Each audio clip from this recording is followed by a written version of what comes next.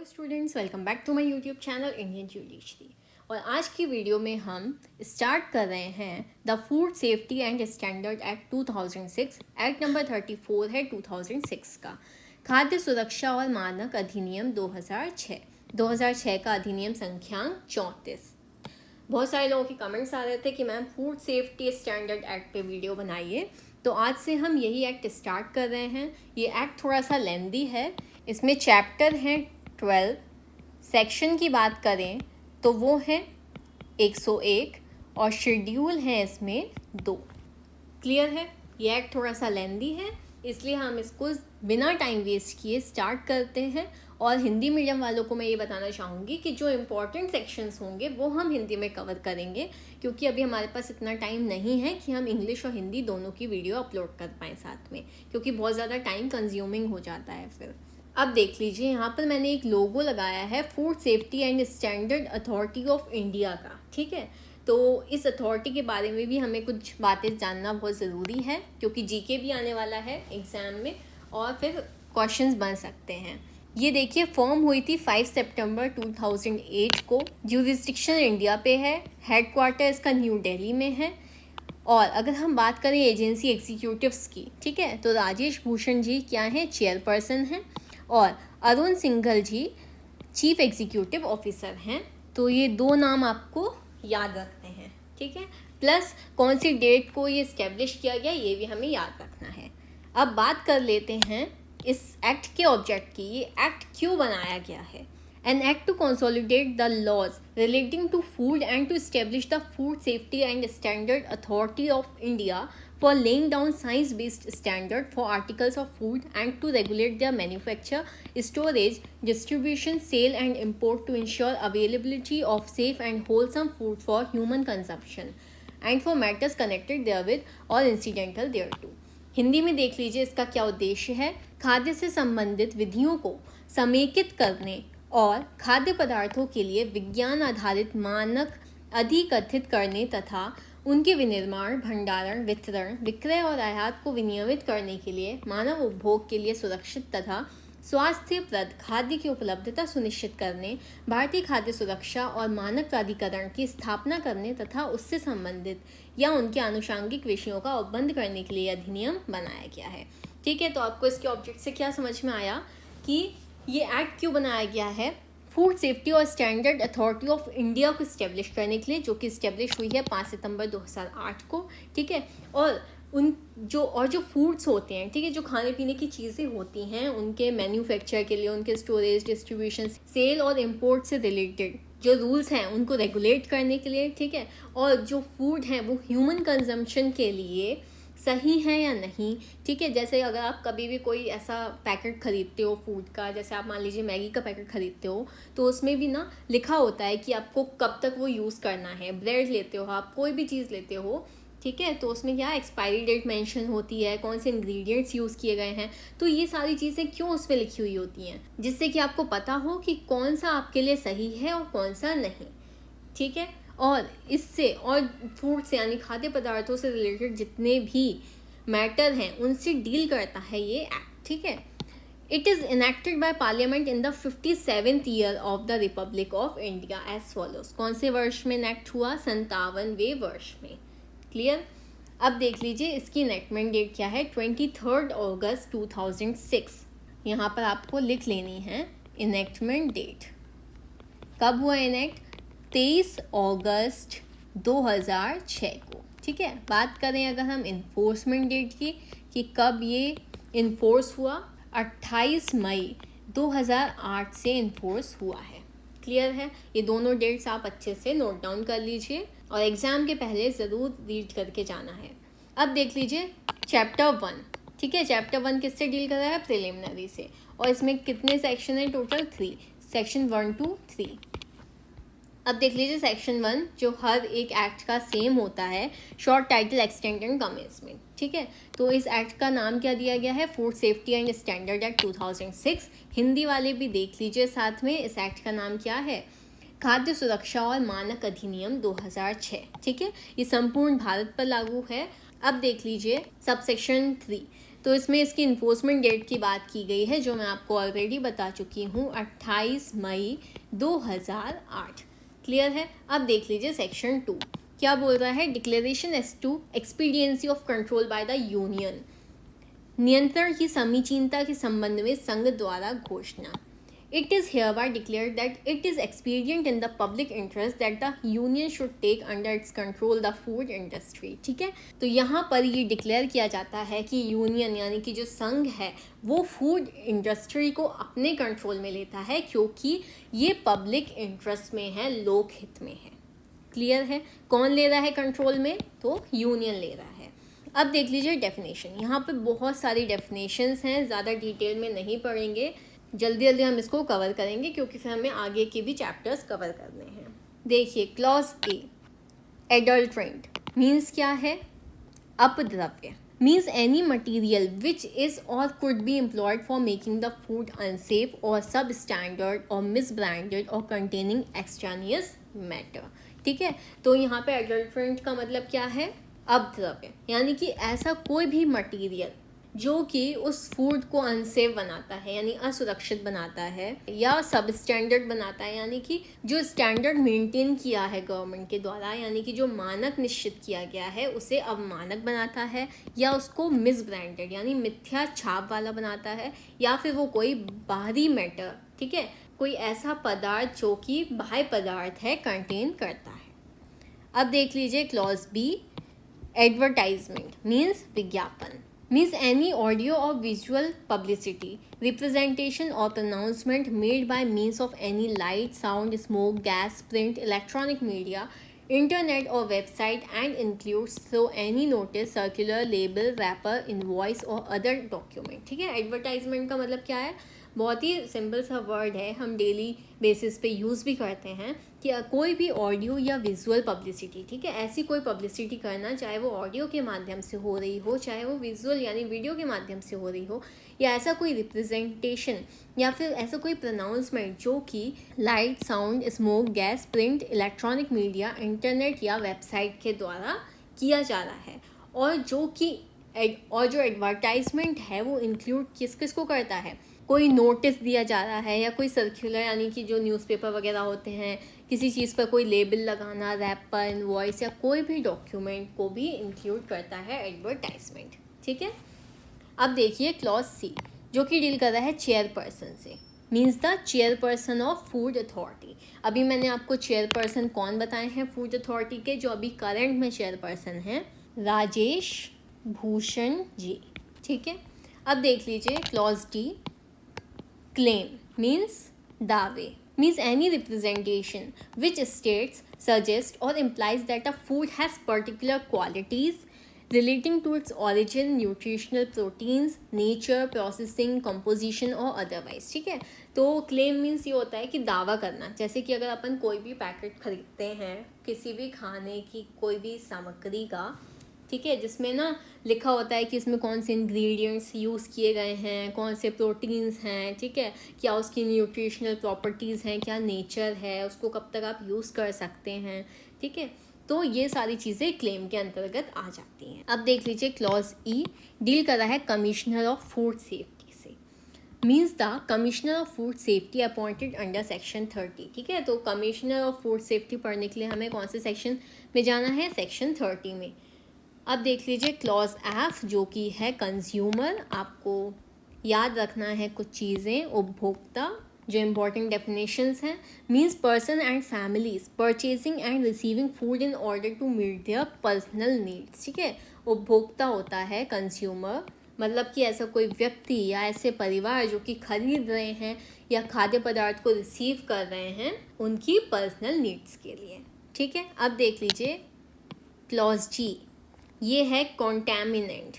इसको हिंदी में क्या बोलते हैं? संदूषक। Means any substance whether or not added to food but which is present in such food as a result of the production, including operation carried out in crop husbandry, animal husbandry or veterinary medicines, manufacture, processing, preparation, treatment, packing, packaging, transport or holding of such food, or as a result of environmental contamination and does not include insect fragments, rodent hair and other extraneous matter.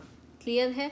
एक बार यहाँ से आपका objective बनने का, यहाँ से आपका question आने के चांसेस हैं, तो हम इसे हिंदी में भी देख लेते हैं. ऐसा कोई पदार्थ अभिप्रेत है, चाहे वह खाद्य में मिलाया गया हो या नहीं, किंतु वह ऐसे खाद्य के उत्पादन जिसके अंतर्गत कृषि कर्म, पशुपालन या पशु चिकित्सा औषधि में की गई संक्रियाएं भी हैं.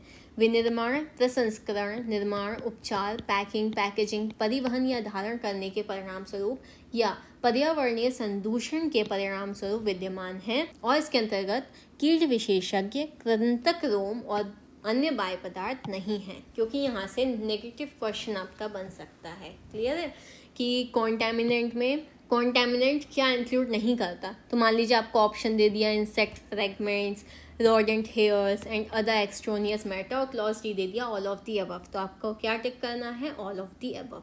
क्योंकि जो संदूषक है या कॉन्टैमिनेंट है वो इंसेक्ट फ्रेगमेंट्स, rodent hair और एक्सट्रोनियस मैटर इंक्लूड नहीं करता. तो कॉन्टैमिनेंट का मतलब क्या है? ऐसा कोई सब्सटेंस यानी ऐसा कोई पदार्थ जो कि उस खाद्य पदार्थ में ऐड किया गया हो या ना ऐड किया गया हो. ठीक है, लेकिन वो जो पदार्थ है वो प्रेजेंट है, उपस्थित है उस फूड में. ठीक है, चाहे उस फूड में उस पदार्थ को मिलाया गया हो या नहीं मिलाया गया हो, लेकिन वो जो पदार्थ है वो उपस्थित है उस फूड में, उस खाद्य पदार्थ में. किसके परिणाम स्वरूप? उसके प्रोडक्शन के परिणाम स्वरूप, जो कि इंक्लूड कर रहा है क्रॉप हस्बेंड्री को, एनिमल हस्बेंड्री को और वेटरिनरी मेडिसिन को. ठीक है, और जो कि परिणाम है उसके मैन्युफैक्चर का, प्रोसेसिंग का, प्रिपरेशन का, ट्रीटमेंट, पैकिंग, पैकेजिंग, ट्रांसपोर्ट. ठीक है, इन सभी चीज़ों के परिणाम स्वरूप वो जो पदार्थ है वो उस फूड में यानी उस खाद्य पदार्थ में प्रेजेंट है, चाहे उस फूड में वो ऐड किया गया हो या ना ऐड किया गया हो. क्लियर है? तो ऐसी चीज़ों को क्या बोलते हैं? संदूषक. और ऐसे कॉन्टैमिनेंट जो हैं वो insect fragments, rodent hair and extraneous matter include नहीं करते हैं. आई होप आप लोगों को क्लियर हो गया होगा. अब देख लीजिए क्लॉज एच, जो कि डील कर रहा है डेजिग्नेटेड ऑफिसर से, यानी अभिहित अधिकारी, means the officer appointed under section 36. ठीक है, तो हमें डेजिग्नेटेड ऑफिसर के लिए कौन से सेक्शन में रेफर किया है? सेक्शन 36 में.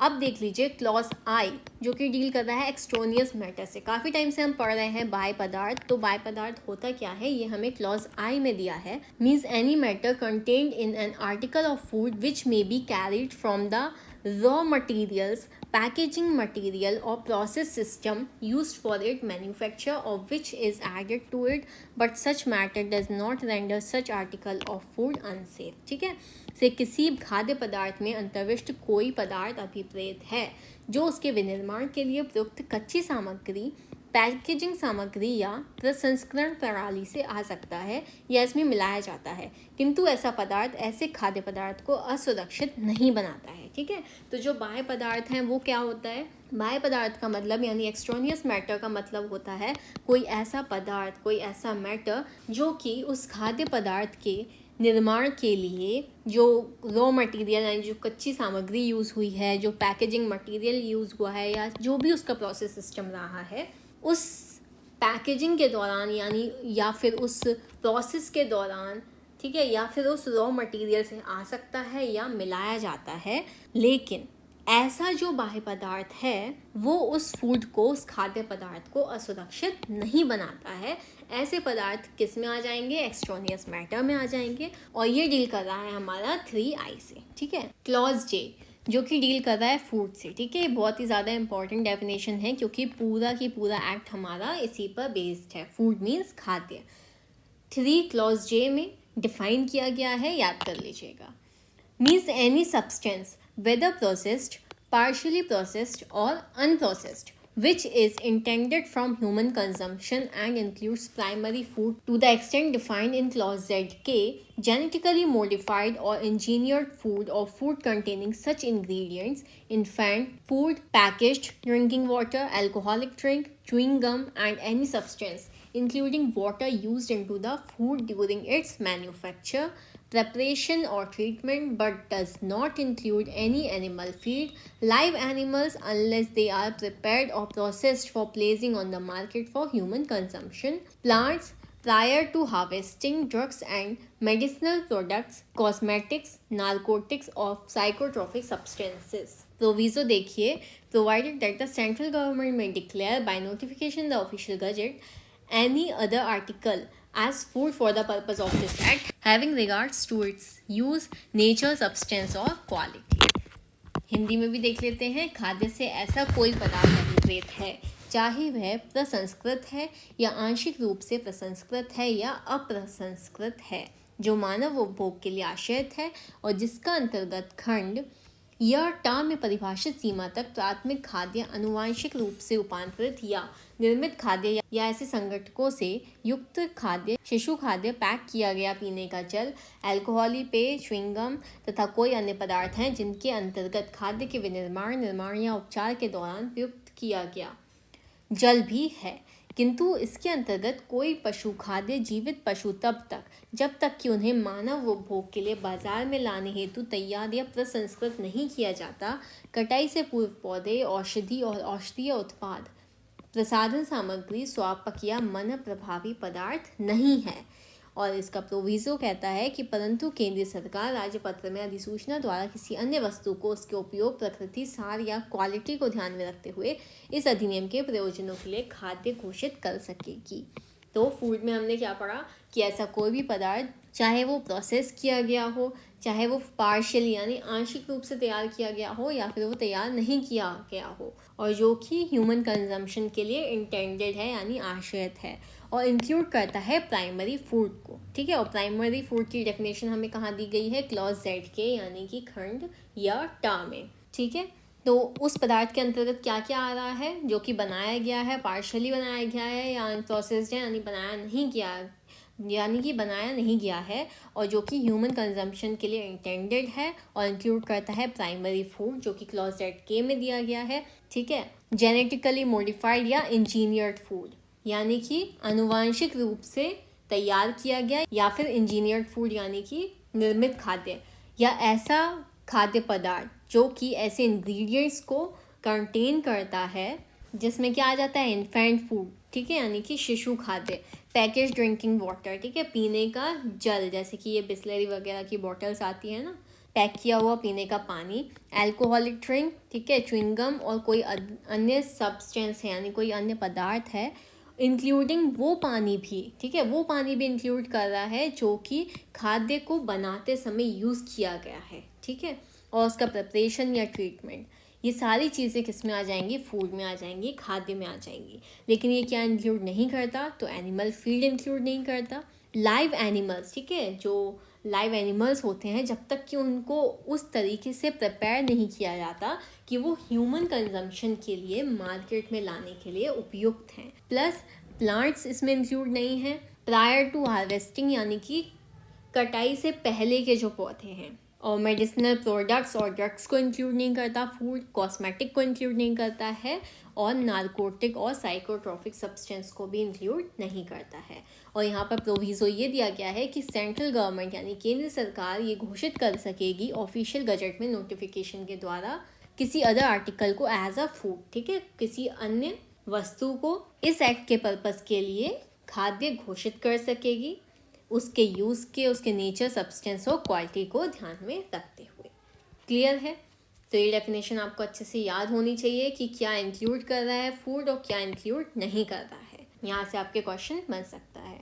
अब देख लीजिए क्लॉज के, फूड एडिटिव मीन्स क्या होता है? खाद्य योज्यक। ओके, अब देखिए means any substance not normally consumed as a food by itself और used as a typical ingredient of the food whether or not it has nutritive value, the intentional addition of which to food for a technological, including organoleptic purpose in the manufacture, processing, preparation, treatment, packing, packaging, transport or holding of such food results or may be reasonably expected to result directly or indirectly in it or its byproducts becoming a component of or otherwise affecting the characteristics of such food but does not include contaminants or substances added to food for maintaining or improving nutritional qualities।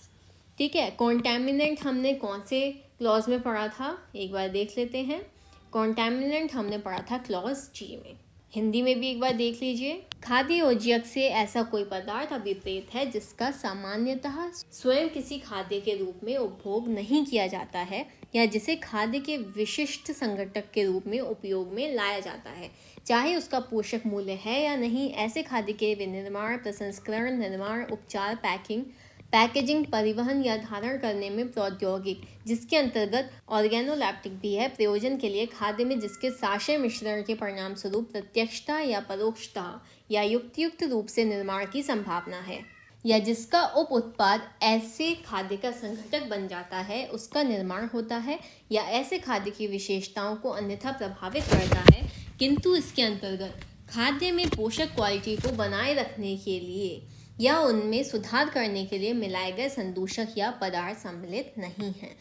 ठीक है, तो खाद्य योजक यानी food additive क्या है? ऐसा कोई सब्सटेंस, ठीक है, ऐसा कोई पदार्थ जो कि नॉर्मली कंज्यूम नहीं होता है एज अ फूड। ठीक है, खाने के लिए नॉर्मली सामान्यतः उसको कंज्यूम नहीं किया जा सकता, या फिर उस पदार्थ को टिपिकल इंग्रेडिएंट ऑफ फूड के रूप में यूज किया जा सकता है। ठीक है, टिपिकल इंग्रेडिएंट मीन्स विशिष्ट संघटक के रूप में उपयोग में लाया जाता है, चाहे उसके पास उस पदार्थ में न्यूट्रिटिव वैल्यू हो या ना हो, या उस पदार्थ को इंटेंशनल ऐड किया जाता है, या फिर उस खाद्य के मैन्युफैक्चर के पर्पस के लिए processing, preparation, treatment, packaging, transport, या फिर उस खाद्य के बनने के परिणाम स्वरूप अगर उसमें कोई ऐसी चीज़ ऐड की जाती है जो कि डायरेक्टली या इनडायरेक्टली उस पदार्थ के बनने की संभावना है, या वो जो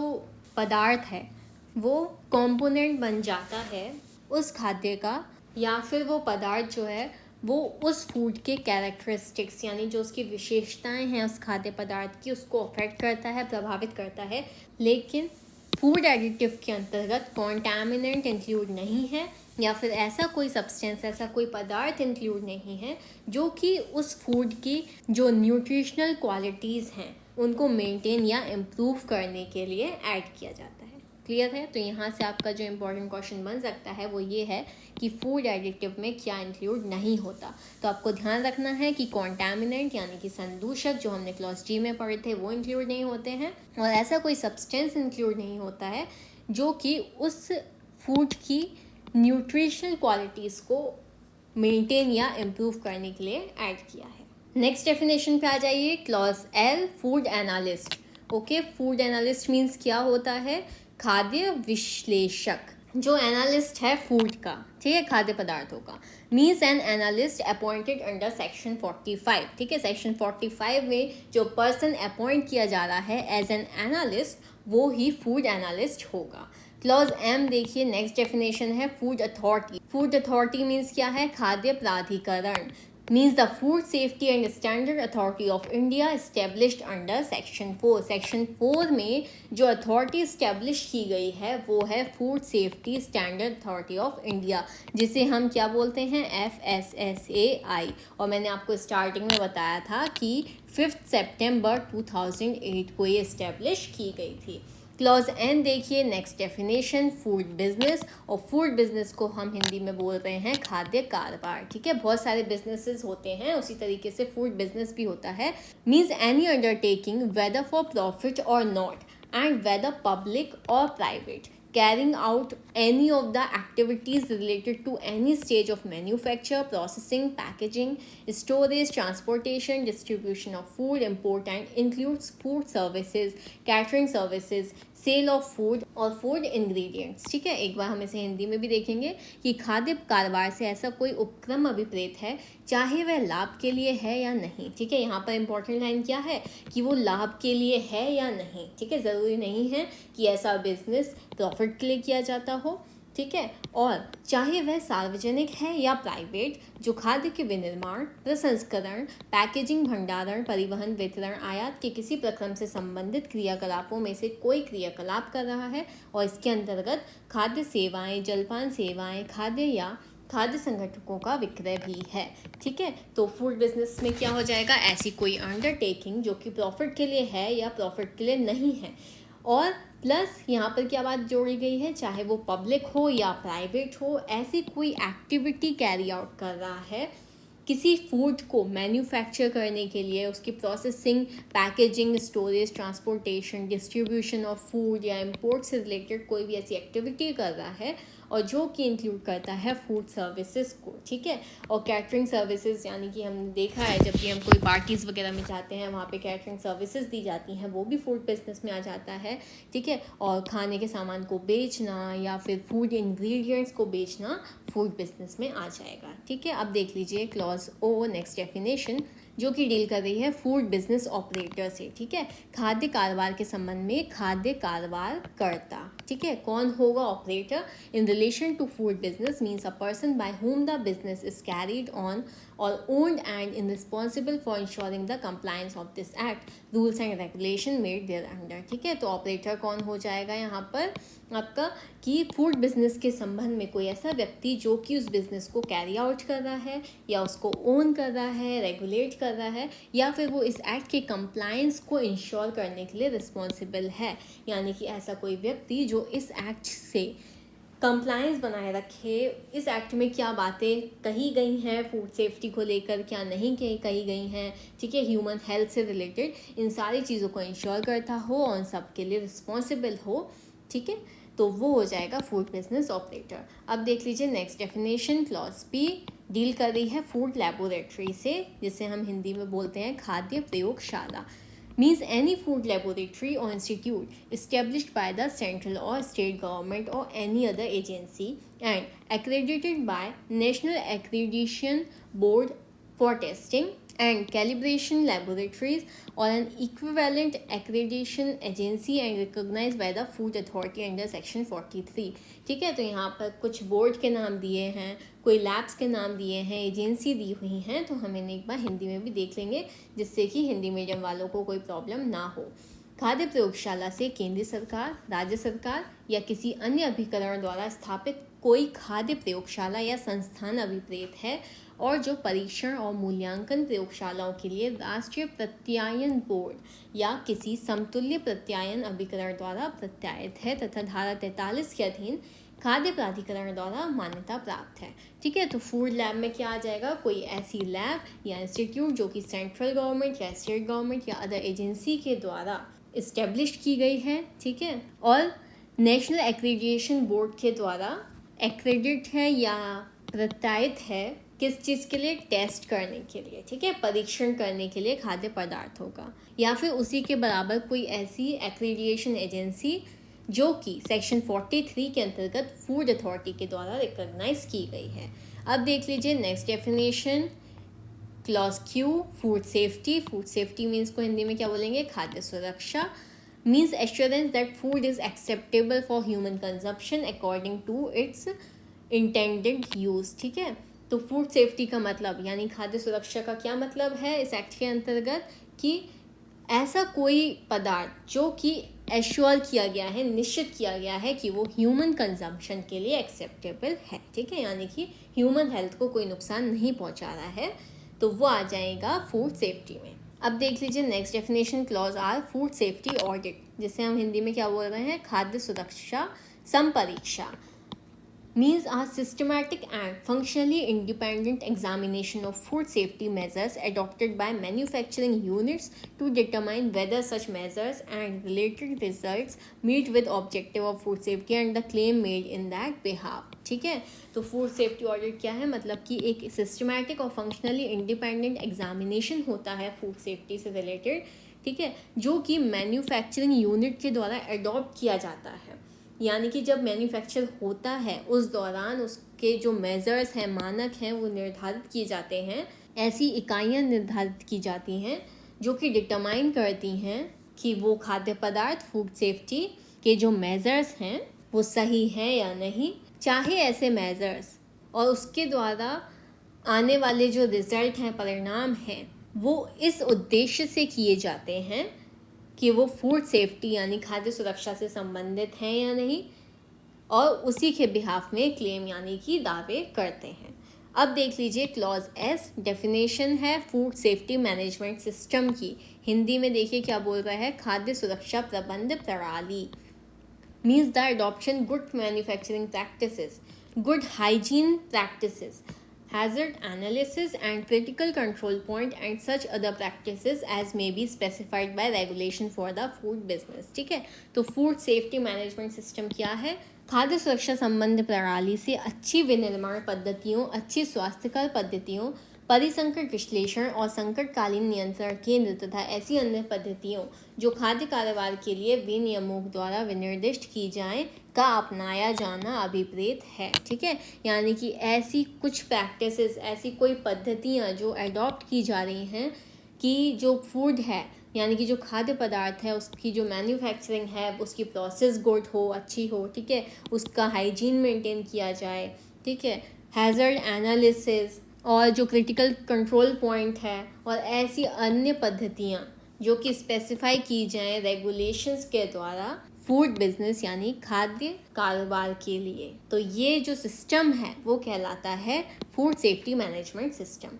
ठीक है, नेक्स्ट डेफिनेशन देखिए, clause T, food safety officer. अब फूड सेफ्टी ऑफिसर कौन होगा? खाद्य सुरक्षा अधिकारी। Means an officer appointed under section 37। Section 37 के अंतर्गत जिस व्यक्ति को अपॉइंट किया जाता है एज एन ऑफिसर, वो ऑफिसर कहलाएगा फूड सेफ्टी ऑफिसर। अब देख लीजिए क्लॉज यू यानी कि हैज़र्ड, और हैज़र्ड मीन्स क्या होता है? परिसंकट।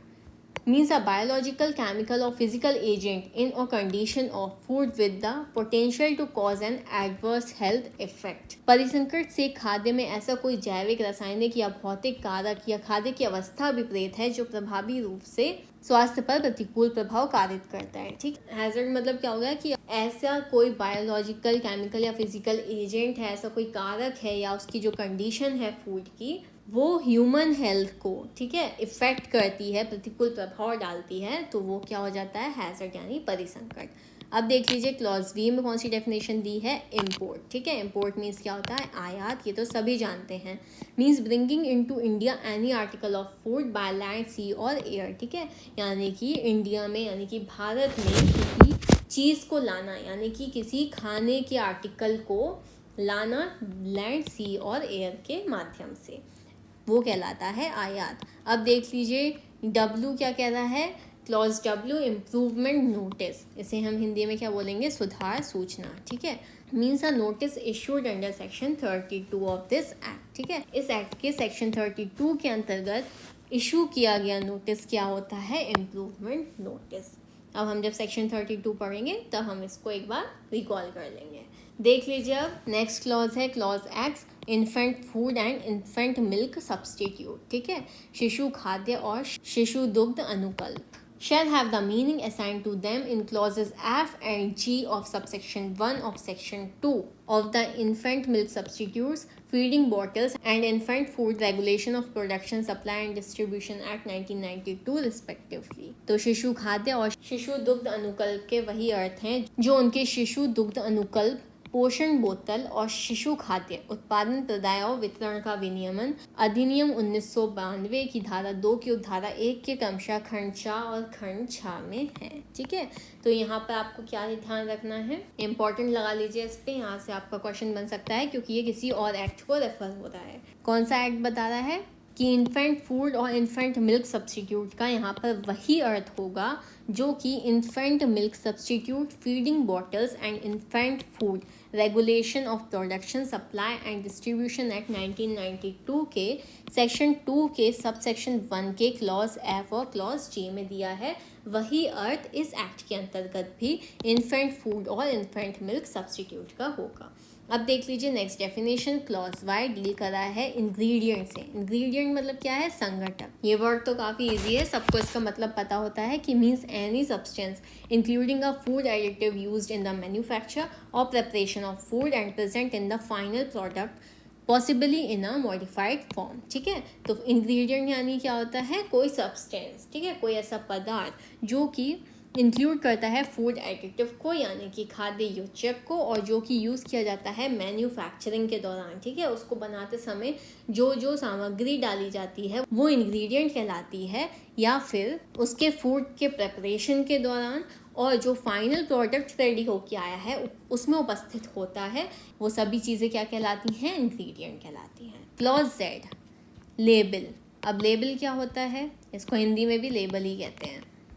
Means any tag, brand, mark, pictorial और other descriptive matter written, printed, stenciled, marked, embossed graphic, perforated stamp or impressed on or attached to container, cover, lid or crown of any food package and includes a product insert। Label क्या होता है? किसी भी food package में, ठीक है, कोई भी खाने का जो पैकेट है उसमें कोई टैग लगा है या किसी ब्रांड का नाम मेंशन है, कुछ मार्क है, ठीक है, कुछ पिक्टोरियल है या फिर कोई डिस्क्रिप्टिव मैटर उस पर लिखा हुआ है, चाहे वो प्रिंटेड हो, चाहे वो स्टेंसिल्ड हो, मार्क हो, एम्बोस्ड हो, ग्राफिक हो, ठीक है, परफोरेटेड हो, स्टैम्प्ड हो, ठीक है, या इम्प्रेस्ड हो, ठीक है। तो ऐसी कोई भी चीज़ जो कि अटैच है कंटेनर से, कवर में लगी हुई है, उसका लिड यानी ढक्कन पर किसी चीज़, किसी बॉटल के, किसी डिब्बे के ढक्कन पर लिखी हुई है, ठीक है, तो ये सारी चीज़ें क्या हो जाती हैं? लेबल हो जाती हैं। और इंक्लूड क्या कर रही है? इसे मार्क कर लीजिए आप, प्रोडक्ट इंसर्ट। तो लेबल क्या इंक्लूड कर रहा है यहाँ पर? इंक्लूड्स अ प्रोडक्ट इंसर्ट, ठीक है। अगर कोई उत्पाद इंसर्ट किया गया है तो वो भी क्या है? लेबल है। अब देख लीजिए clause Z A, license means a license granted under section 31। Section 31 में जो लाइसेंस ग्रांट होगा वो होगा लाइसेंस, ठीक है। Clause Z B, local area. Local area means any area, whether urban or rural, notified by the Commissioner of Food Safety to be a local area for the purpose of this act, ठीक है। तो local area का मतलब कोई ऐसा area, कोई ऐसा क्षेत्र, चाहे वो अर्बन हो या रूरल हो। हिंदी में क्या बोलते हैं इसको? नगरीय हो या ग्रामीण क्षेत्र हो, जो कि नोटिफाई किया गया है फूड सेफ्टी के कमिश्नर के द्वारा इस एक्ट के पर्पस के लिए लोकल एरिया, तो वो क्या माना जाएगा? लोकल एरिया माना जाएगा, ठीक है। इसे हिंदी में क्या बोलते हैं? स्थानीय क्षेत्र।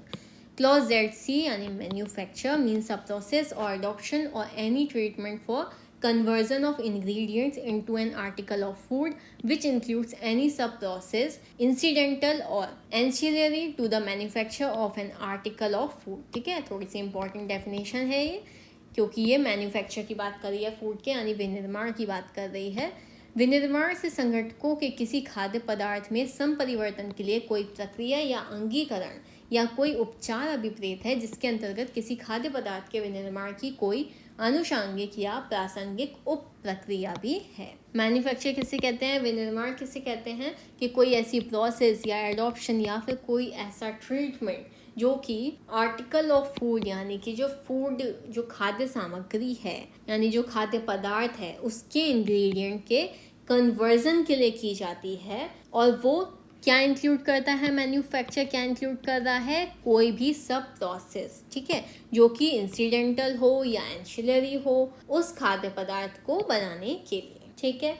अब देख लीजिए क्लॉज जेड डी, जो कि डील कर रहा है मैन्युफैक्चरर से, ठीक है। क्लॉज जेड सी और जेड डी में कंफ्यूज मत होना, जेड सी में है मैन्युफैक्चर और जेड डी में है मैन्युफैक्चरर, ठीक है। तो मैन्युफैक्चरर को हम हिंदी में क्या बोलते हैं? विनिर्माता।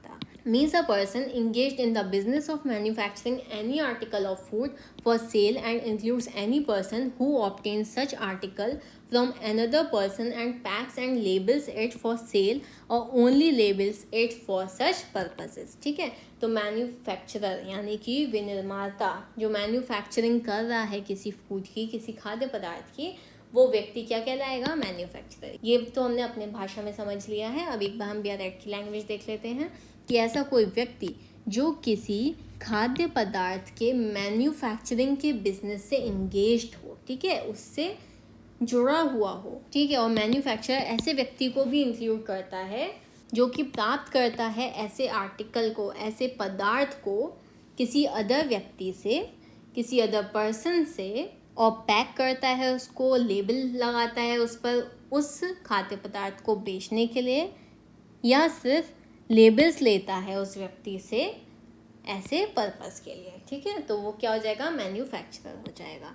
अब देख लीजिए क्लॉज जेड ई, मेंबर, ठीक है।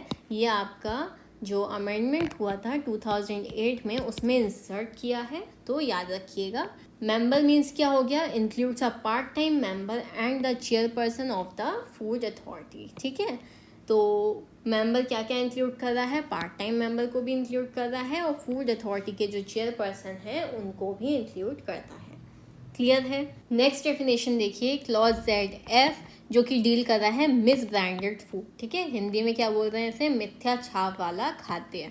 Means N article of food if it is purported or is represented to be or is being offered or promoted for sale with false, misleading or deceptive claims either upon the label of the package or through advertisement or sold by name which belongs to another article of food or offered or promoted for sale under the name of a fictitious individual or company as a manufacturer or producer of the article as born on the package or containing the article or the label on such package। ठीक है, तो clause ZF का clause A क्या बोल रहा है कि मिथ्या छाप वाला खाद्य से कोई खाद्य पदार्थ अभिप्रेत है यदि वह पैकेज के लेबल के ऊपर या विज्ञापन के द्वारा मिथ्या, भ्रामक या प्रबंधक दावे के साथ विक्रय के लिए प्रतिस्थापित किए जाने या संवर्धित किए जाने या ऐसे नाम से जो किसी अन्य खाद्य पदार्थ का है विक्रय किए जाने या पदार्थ के विनिर्माता या उत्पादक के रूप में किसी कल्पित व्याष्टि या कंपनी के नाम से जो पदार्थ वाले पैकेज पर लिखा है या पैकेज पर लेबल लगा है विक्रय के लिए प्रस्थापित या संवर्धित करने के लिए तात्पर्य है या प्रस्तुत किया जाता है या प्रस्थापित या संवर्धित किया जा रहा है। मिसब्रांडेड फूड यानी मिथ्या छाप वाला खाद्य वो होता है कि वो जो खाद्य पदार्थ है आप उसको ऐसे रिप्रेजेंट कर रहे हो या आप जो अन्य व्यक्तियों को ऑफर कर रहे हो या प्रमोट कर रहे हो उस प्रोडक्ट के बारे में फॉल्स, मिसलीडिंग या डिसेप्टिव क्लेम के द्वारा। ठीक है, आप उस पर गलत नाम लिख रहे हो, मिसलीड कर रहे हो लोगों को। ठीक है, या उस पर जो क्लेम है वो डिसेप्टिव मैनर में लिख रहे हो। ठीक है, या फिर उस पैकेज पे जो लेबल लगा है या जो आप एडवर्टाइजमेंट करवा रहे हो अपने प्रोडक्ट का, ठीक है, आप किसी अदर खाद्य सामग्री का उस पर नाम यूज़ कर रहे हो। ठीक है, वो अगर किसी अदर कंपनी का है आप उसको इस तरीके का बना रहे हो कि आपने उस प्रोडक्ट का जो कलर है वो सेम कर दिया, उसके नाम की जो स्पेलिंग है उसमें थोड़े से चेंजेस कर दिए जिससे कि लोगों को धोखा हो जाए। ठीक है, या फिर आप ऑफर कर रहे हो या बेचने के लिए प्रमोट कर रहे हो किसी इंडिविजुअल या कंपनी के नाम से, तो ये चीज़ें क्या हो जाएंगी, आपकी मिसब्रांडेड फूड में आ जाएंगी। अब देख लेते हैं हम clause B. If the article is sold in packages which have been sealed or prepared by or at the instance of the manufacturer or producer bearing his name and address, but the article is an imitation of or is a substitute for the or resemble in a manner likely to deceive another article of food under the name of which it is sold and is not plainly and conspicuously labeled so as to indicate its true character, or the package containing the article or the label on the package bears any statement, design or device regarding the ingredient or the substances contained therein which is false or misleading in any material particular, or if the package is otherwise deceptive with respect to its contents, or the article is offered for sale as the product of any place or country which is false or। ठीक है, अब हम इसका clause B देखेंगे। यदि पदार्थ ऐसे पैकेजों में विक्रय किया जाता है जो विनिर्माता या उत्पादक के द्वारा या उसके कहने पर मुहरबंद या तैयार किए गए हैं और जिन पर उनका नाम और पता है किंतु वह किसी अन्य खाद्य पदार्थ की जिसके नाम से उसका विक्रय किया जाता है नकल है या उसके स्थान पर प्रतिस्थापित है या उससे इस प्रकार मिलता जुलता है कि धोखा हो जाए और उस पर उसका असली रूप उपदर्शित करने के लिए स्पष्ट और सहज दृश्य रूप से लेबल नहीं लगाया गया है, या पदार्थ वाले पैकेज या पैकेज पर लेबल में उसमें अंतर्विष्ट संगठकों या तत्वों के बारे में कोई ऐसा कथन, डिज़ाइन या अभिलक्षण है जो किसी सारवान विशिष्टि में मिथ्या या भुलावा देने वाली है, या यदि पैकेज अपनी अंतर्वस्तुओं के बारे में अन्यथा धोखा देने वाला है, किसी स्थान या देश के उत्पाद के रूप में जिस पदार्थ की विक्रय के लिए स्थापना की गई है वह मिथ्या है। ठीक है, तो मिसब्रांडेड फूड में और क्या आ जाएगा, तो क्लॉज बी ये बोल रहा है कि अगर यदि पदार्थ ऐसे पैकेज में, ठीक है, ऐसे पैकिंग में पैक किया गया है बेचने के लिए, जो कि सील किया गया है और प्रिपेयर किया गया है किसके कहने पर, मैन्युफैक्चरर या प्रोड्यूसर के कहने पर, और उसमें उसका नाम और एड्रेस भी मेंशन है, लेकिन वो जो आर्टिकल है यानी जो पदार्थ है वो सब्स्टिट्यूट है किसी और खाद्य पदार्थ का, ठीक है, या फिर उसको इस मैनर में रिजेंबल किया गया है कि लोगों को धोखा हो जाए पहचानने में, ठीक है। जैसे मैंने आपको पहले बताया कि सेम कलर रख दिया कोई प्रोडक्ट का, ठीक है, सेम नाम मेंशन कर दिया, थोड़ा बहुत इधर उधर चेंजेस कर दिए, स्पेलिंग चेंज कर दी उसकी, लोगों को धोखा हो गया, तो ये सारी चीज़ें किस में आ जाएंगी, मिस ब्रांड में आ जाएंगी, ठीक है, कि आप मिस ब्रांड कर रहे हो लोगों को। या फिर उस पैकेज पे ऐसा कोई स्टेटमेंट, डिज़ाइन या डिवाइस लगाया गया है जो उसके इंग्रेडिएंट और सब्सटेंस को दर्शाता है, ठीक है, जो कि मिसलीड करता है लोगों को, या फिर वो जो इंग्रेडिएंट्स के बारे में या फिर जो क्लेम वगैरह करते हैं वो ऐसी जगह पर लगाए गए हैं कि नॉर्मली लोगों को विजिबल नहीं है, लोग नहीं देख रहे, ठीक है, तो ये सब भी मिसब्रांड करने की कैटेगरी में आ जाता है। या फिर कोई पदार्थ जो कि बेचने के लिए ऑफर किया जा रहा है किसी जगह या किसी कंट्री के प्रोडक्ट के रूप में, जो कि फॉल्स है, ठीक है। अब देख लीजिए clause C, if the article contained in the package contains any artificial flavouring, colouring और chemical preservative and the package is without a declaratory label stating that fact और is not labeled in accordance with the requirement of this act or regulation made thereunder, or is in contravention thereof, or is offered for sale for special dietary uses unless its label bears such information as may be specified by regulation concerning its vitamins, minerals or other dietary properties in order sufficiently to inform its purchaser as to its value for such use, or is not conspicuously or correctly stated on the outside thereof within the limits of variability laid down under this act, ठीक है। यदि package के अंतरिक्ष पदार्थ कोई कृत्रिम सुरुचिकार, कृत्रिम रंजक या रासायनिक परिरक्षी से युक्त है और पैकेज पर उस तथ्य का कथन वाला घोषणात्मक लेबल नहीं लगा है, या इस अधिनियम या तदधीन बनाए गए नियमों की अपेक्षाओं के अनुसार उस पर लेबल नहीं लगाया गया है और उसके उल्लंघन में है, या विशेष आहार उपयोगों के लिए विक्रय के लिए प्रस्थापित किया गया है जब तक कि उसके लेबल पर उसके विटामिन, खनिज या अन्य आहार तत्वों के बारे में ऐसी जानकारी जो विनियमों द्वारा निर्दिष्ट की जाए, ऐसे उपयोग के लिए उसके गुणों के बारे में उसके क्रेता को पर्याप्त रूप से सूचित करने के लिए उसके लेबल में नहीं दी गई है, या उसके बाहर उसके बारे में सहज दृश्य रूप से या सही रूप से कथित नहीं है कि वह इस अधिनियम के अधीन अधिकथित परिवर्तिता की सीमाओं के भीतर है, ठीक है। तो क्लॉज सी क्या बोल रहा है कि अगर कोई खाद्य पदार्थ है और उसके पैकेज पे ये सारी चीज़ें कंटेन की गई हैं कि आर्टिफिशियल फ्लेवरिंग कर दी, कलरिंग कर दी या केमिकल प्रिजर्वेटिव, ठीक है, बिना किसी डिक्लेरेटरी लेबल के लगाया गया है, ठीक है, और ऐसी चीज़ें इस एक्ट के कॉन्ट्रावेंशन में हैं यानी कि उल्लंघन में है, ठीक है।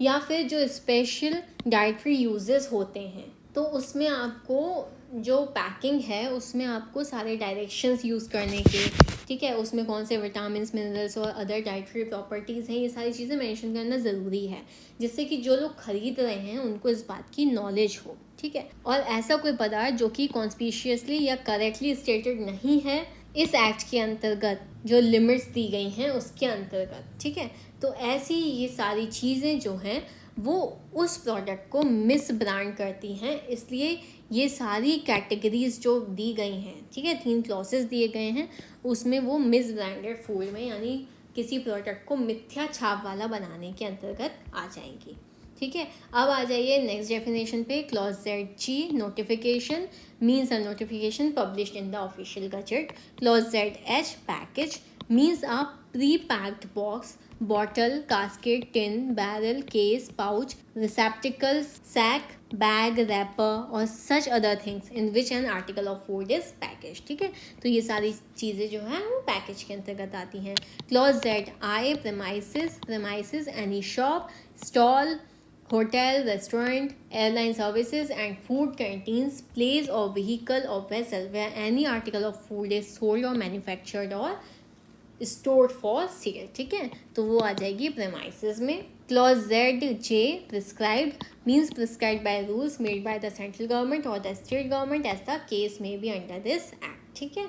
Clause Z K primary food, ठीक है, प्राइमरी फूड मीन्स क्या होता है, प्राथमिक खाद्य, means N article of food being a produce of agriculture और horticulture or animal husbandry or dairying or aquaculture in its natural form resulting from the growing, raising, cultivation, picking, harvesting, collection or catching in the hands of a person other than a farmer or fisherman, ठीक है।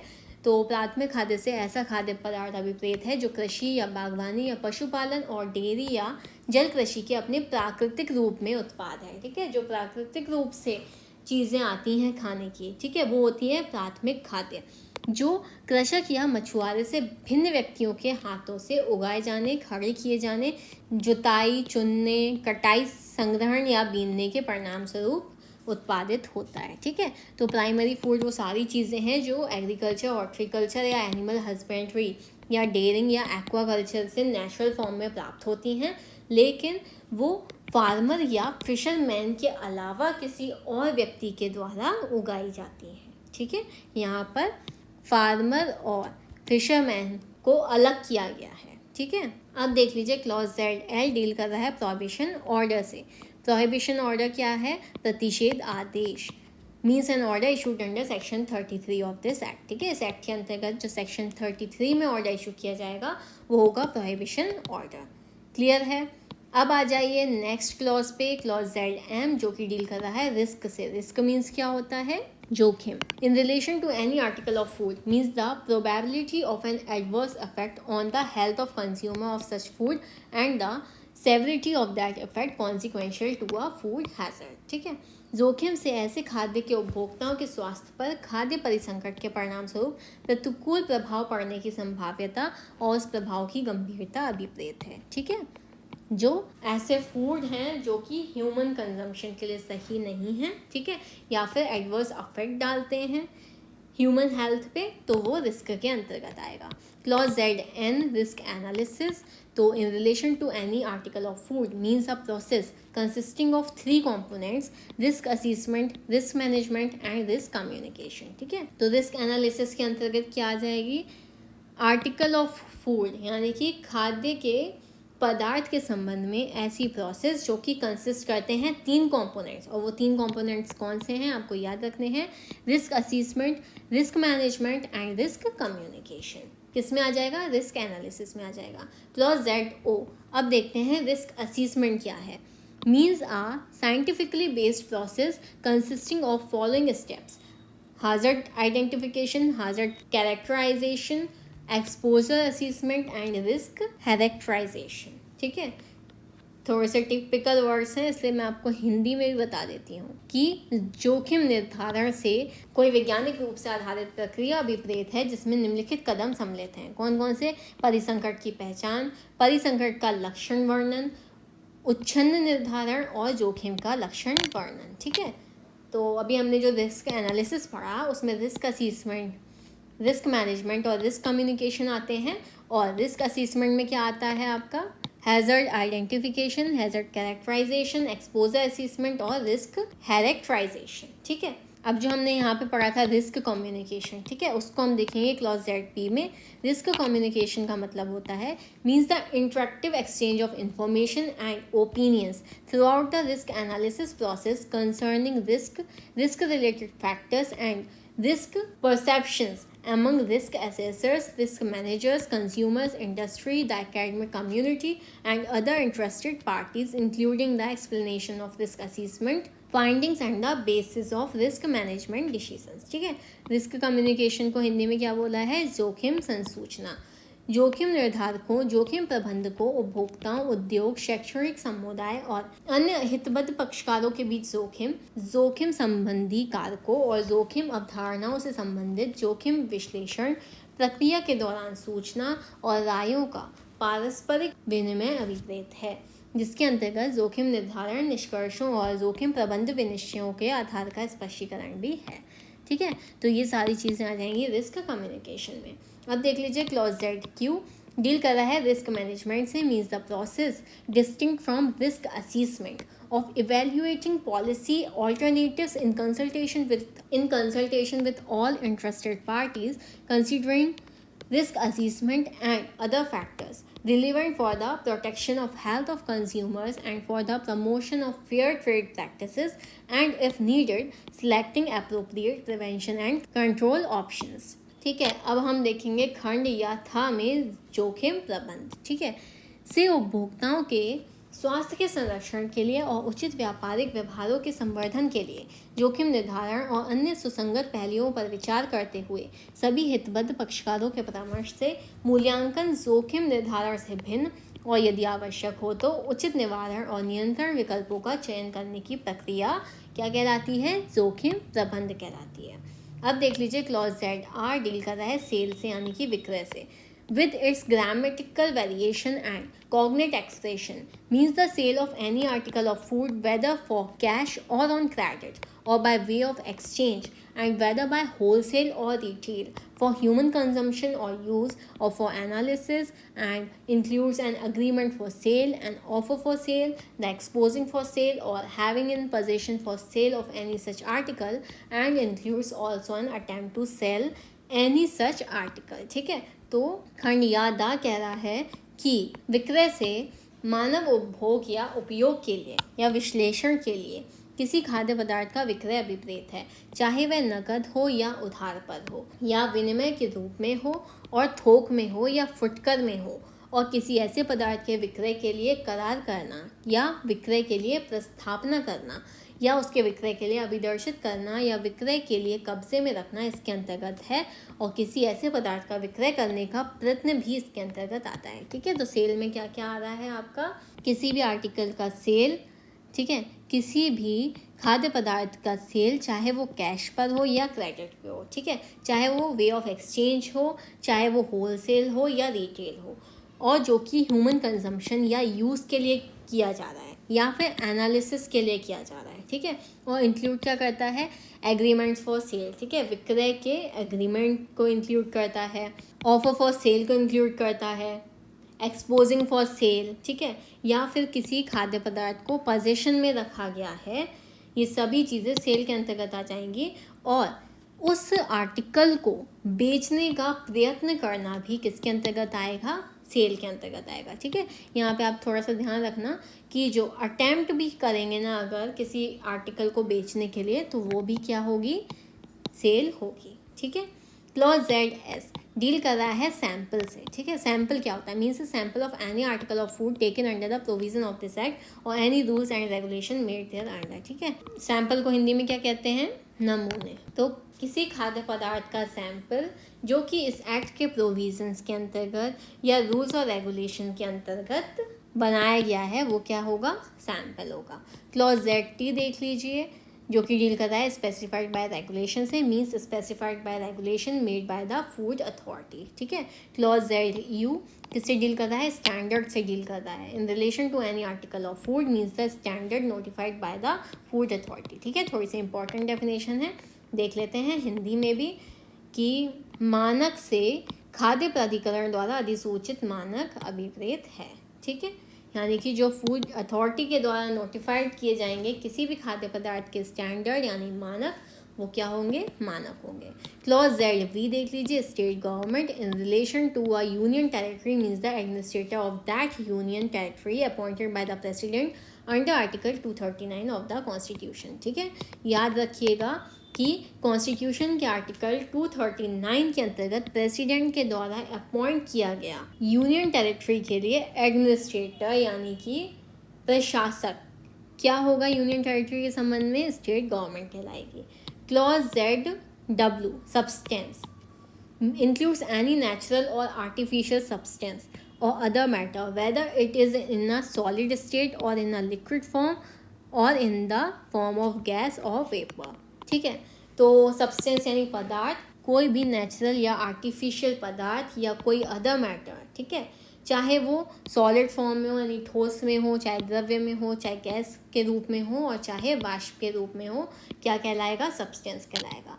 Clause ZX substandard. अब substandard क्या होता है? An article of food shall be deemed to be substandard if it does not meet the specified standard but not so as to render the article of food unsafe. ठीक है, तो सब standard क्या होता है कि कोई ऐसा पदार्थ जो कि उस खाद्य पदार्थ के जो स्पेसिफाई किए गए हैं स्टैंडर्ड, यानी जो मानक स्पेसिफाई किए गए हैं उनको पूरा नहीं करता है, लेकिन वो उस खाद्य सामग्री को अनसेफ यानी असुरक्षित भी नहीं बनाता है, तो वो होता है सब स्टैंडर्ड।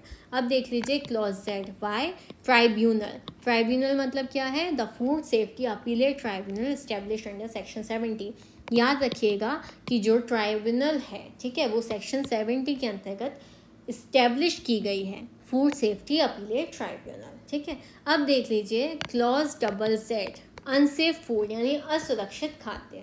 फाइनली लास्ट डेफिनेशन है ये, means N article of food whose nature, substance or quality is so affected as to render it injurious to health। ठीक है, असुरक्षित खाद्य से कोई ऐसा खाद्य पदार्थ अभिप्रेत है जिसकी प्रकृति, पदार्थ या क्वालिटी इस प्रकार प्रभावित है जो इसे निम्नलिखित कारण से स्वास्थ्य के लिए हानिकारक बना देती है। ठीक है, कुछ रीजंस यहाँ पे दिए गए हैं जिसकी वजह से जो उसकी क्वालिटी है फूड की वो हेल्थ के लिए इंजूरियस है यानी खतरनाक है। ठीक है, बाय द आर्टिकल इटसेल्फ और its package thereof which is composed whether wholly or in part of poisonous or deleterious substance। ठीक है, स्वतः वस्तु या उसके पैकेज से जो पूर्णता या भागता विषैले या हानिकारक पदार्थ से बना है। ठीक है, तो ऐसा जो फूड होगा वो अनसेफ होगा।